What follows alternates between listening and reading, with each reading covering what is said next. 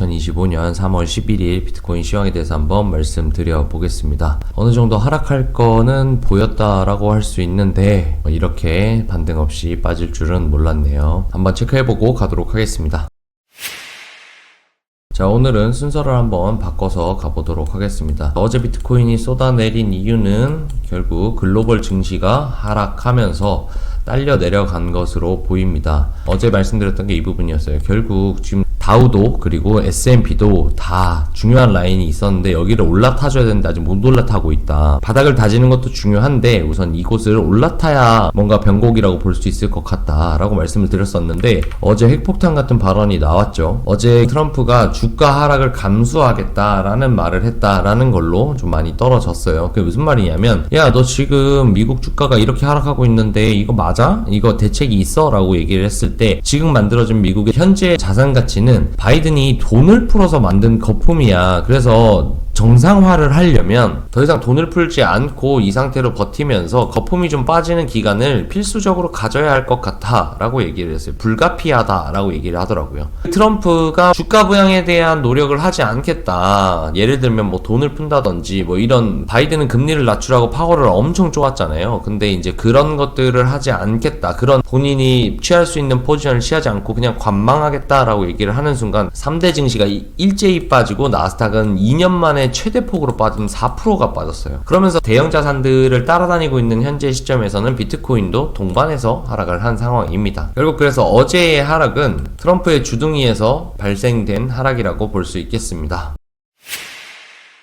어제 말씀드렸던 부분을 한번 체크를 해보면서 향후 전망을 보려고 합니다. 오늘은 조금 심플하게 볼게요. 자, 어제 영상에서 말씀드린 부분인데 보시면 이평선이 올라치면서 4시간 이평선을 저항받고 내려오는 그림, 그리고 그렇게 되면 자, 정배열로 이평선이 이격이 벌어지면서 하락하는 그림이 나올 수도 있겠다, 이걸 염두에 두자라고 얘기를 했고 85K 반응 여부에 따라서 좀 달라질 것 같아요 라고 얘기를 했는데 어제 저기가 어딨냐면 요렇게 박스가 쳐져 있었어요. 제가 지금 박스를 지웠는데 요렇게 박스가 쳐 있었는데 박스를 전 진입하고 85에서 저항을 받을 줄 알았는데 거기에 조금 미달라고 내려온 상황입니다. 심지어 보시면 아시겠지만 이게 1시간 22평, 그 다음에 4시간 22평, 그 다음에 일봉 22평인데 4시간 22평까지는 저항을 받을 줄 알았어요. 근데 4시간 22평 선까지도 저항을 받지 않고 그냥 바로 내려온 상황입니다. 그래서 제가 생각했던 85K에서 미달이 나면서 어느 정도 숏을 칠 수 있었던 기회는 좀 날아간 상태, 그 상태로 그냥 빠졌고, 지금 이평선 관점으로 좀 정리를 하자면 관점을 정리하다가 봤는데 좀 많이 안 좋습니다. 이제 이격이 벌어지기 시작했어요. 그러면 보통은 단기 이평선이 이렇게 급격하게 빠져주면서 이런 정도의 갭을 보통 만듭니다. 급상승이 있거나 급하락이 있을 때는 결국은 이 정도의 갭으로 벌리고 이 정도의 유격 정도로 그냥 끝나는 경우가 사실 잘 없어요. 한번 이렇게 가속화가 난다고 하죠. 가속화가 나면서 이 이격을 좀 벌려주는 게 일반적인데 현재 이격이 좀 어중간해요. 한 발 더 벌려질 가능성이 있다. 그러면 어떻게 벌려질 것이냐라고 하면 1시간 2평은 그냥 이렇게 내려오고 비트는 그 자리에서 기다리다가 저항을 맞고 쭉 이렇게 빠지는 그림.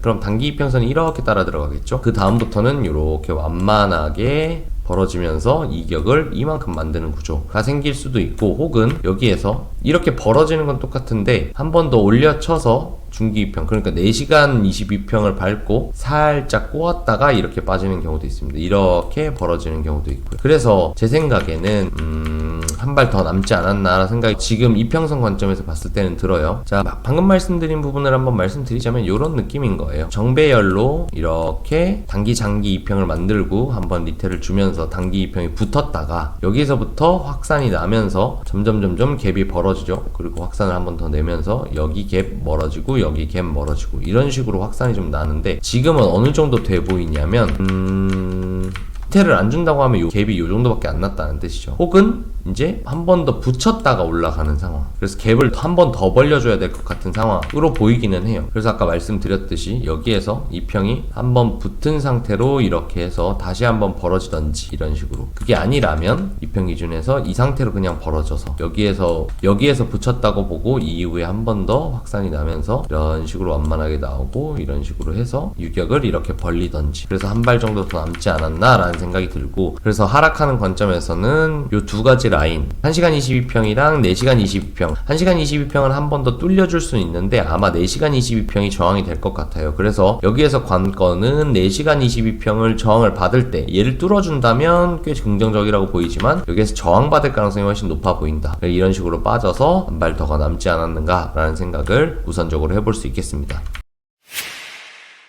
자, 그럼 상방의 가능성에 대해서도 한번 체크를 해볼게요. 상방이 되려면 우선은 이 1시간 2평선을 뚫어야 될 것 같아요. 계속 1시간 2평선을 뚫지 못했죠. 이 1시간 22평을 올라타준 뒤에 여기에서 이런 식으로 리테를 오더라도 그러면 여기에서 이런 식으로 리테를 주게 되는 거죠. 여기 바닥을 가지고. 그리고 여기서 보시면 직전에 매물대가 있어요. 직전 매물대를 올라타서 밟아주면서 1시간 2평이 돌아 나올 시간을 만들어주고, 그리고 이 4시간 2평이 완만하게 이런 식으로 내려올 때 한 번 더 리테를 주더라도 이런 식으로 만들어내거나, 혹은 직전에도 말씀드렸죠. 이렇게 이평선이 되게 중구난방으로 꼬이는 응축 구간, 즉 한번 올려친 상태에서 22평 이렇게 올라오고 뭐 4시간 2평 이런 식으로 와가지고 여기에서 이런 식으로 이평선을 꼬아준 다음에 위에서 이렇게 밟아주는, 그러려면 아마 여기는 시간이 좀 끌릴 거예요. 그리고 나서 이 응축 기간을 가진 뒤에 여기에서 올라타서 이렇게 갔어야 됐는데 못 가고 그냥 이렇게 흘러내렸기 때문에 여기도 마찬가지로 여기에서 이걸 올라타 주느냐 혹은 이런 식으로 봤다가 그냥 흘러내리느냐, 이런 두 가지의 흐름, 이 상승을 보려면 이런 두 가지의 흐름을 봐야 될 것 같습니다. 다시 정리를 하면 여기에서 단박에 올라타서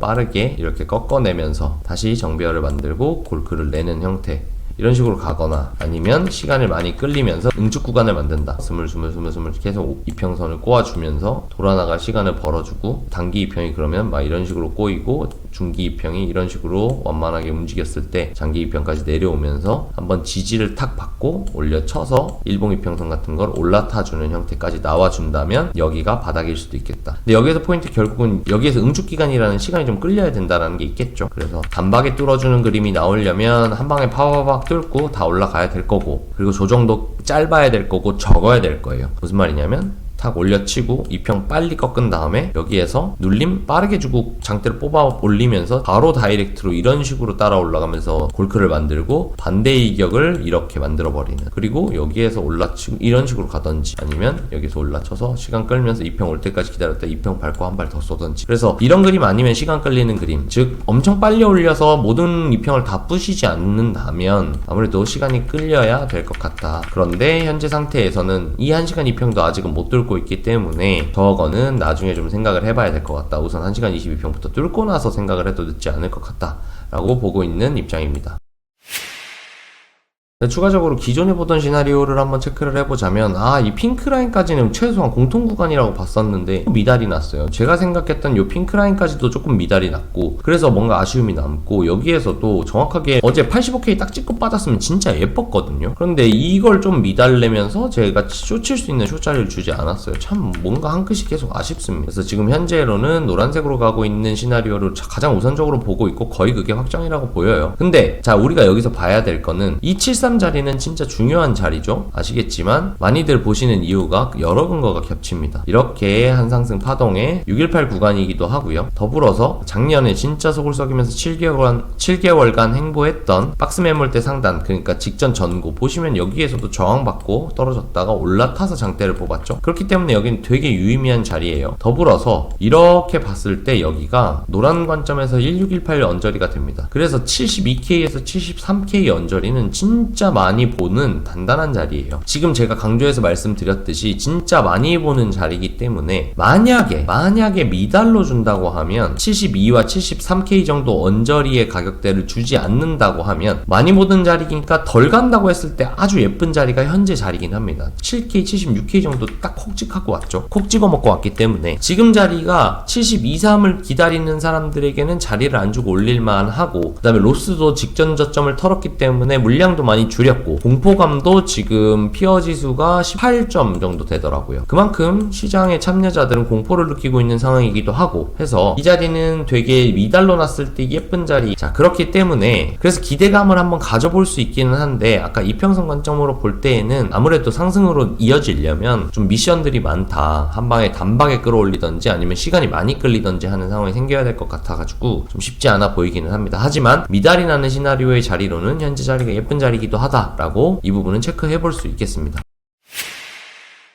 자, 그리고 마지막으로 체크해 볼 부분은 이 자리가 만약에 미달 자리고 76K가 단기 저점으로 72.3을 주지 않고 올리는 자리라고 한다고 하면 현재 4시간 봉에서도 약다이버 그리고 이렇게도 바닥난 다이버가 잡혀 있어요. 더불어서 일봉도 한번 보겠습니다. 현재 일봉이 이제 시작된 부분이라서 조금 애매하기는 해요. 하지만 이렇게 보시면 일봉상 다이버전스가 잡혀 있습니다. 다들 아시겠지만 일봉상 상승 다이버 혹은 하락 다이버는 그래도 적지 않은 규모의 상승을 보여주는 경우가 많습니다. 그래서 내일까지 한 82K 정도에서 81K 정도 언저리에서 만약에 복마감이 된다면 아마 이 다이버는 한번 컨펌이 날 수 있을 거라고 저는 생각을 하고, 그랬을 경우 매수세가 좀 붙을 수 있기 때문에 아마 내일까지 이 81K, 2K 위에서 놀아주는 게 굉장히 중요하다고 생각을 합니다. 관점을 연이어 보면 아까 말씀드렸다시피 이평을 돌려나가는 관점에서도 시간이 끌리면 좋다고 했죠. 그랬을 때 81K, 2K 위에서 시간이 끌리면서 이평을 꼬아내고 다이버전스를 컨펌 내고 그 상태에서 만약에 다이버바를 올리고 올라가면 미달의 자리로도 예쁘기 때문에 만약에 상승 구조를 만든다고 하면 이런 시나리오를 한번 노려볼 수는 있을 것 같아요. 근데 이거는 아무래도 현재 나오고 있는 부분들이라기보다는 롱으로 가기 위한 희망의 롤을 돌리는 거기 때문에 아까 말씀드렸던 중요했던 부분 뭐부터 보라 그랬죠? 지금 현재로서 가장 중요한 건 이 1시간 22평을 무선적으로 무조건 깨줘야 상승이라도 볼 수 있다. 올라타줘야 뭐라도 상승을 볼 수 있지. 만약에 이 상태로 그냥 1시간 저항받고 내리면 제가 봤을 때 732도 그냥 깨고 덜 주는 게 아니라 오히려 그냥 더 지나쳐서 6자를 보면서 겁을 주는 게 조금 더 합리적이지 않을까라는 생각도 조금 들기는 해요. 그래서 한 뭐 7273 그냥 다이렉트로 깨고 한 69 정도 해서 앞에 6자 보여주면서 공포 주고 그 다음에 V 반등할 수도 있을 거라는 생각도 들기는 해요. 그렇기 때문에 결국은 현재에서는 비트가 롱으로 가기 위해서는 1시간 22평을 뚫어주는 게 가장 중요하겠다라고 말씀드릴 수 있겠습니다. 그래서 지금 상황에서는 조금 안전하게 이렇게 올라타주거나 혹은 여기를 뚫어주는 거를 보면서 혹은 여기 저항에서는 짧게 차라리 쇼트라이드를 하는 것도 방법일 수도 있겠고요. 현재에서는 뭔가 시나리오를 세우고 시나리오대로만 매매를 한다기보다는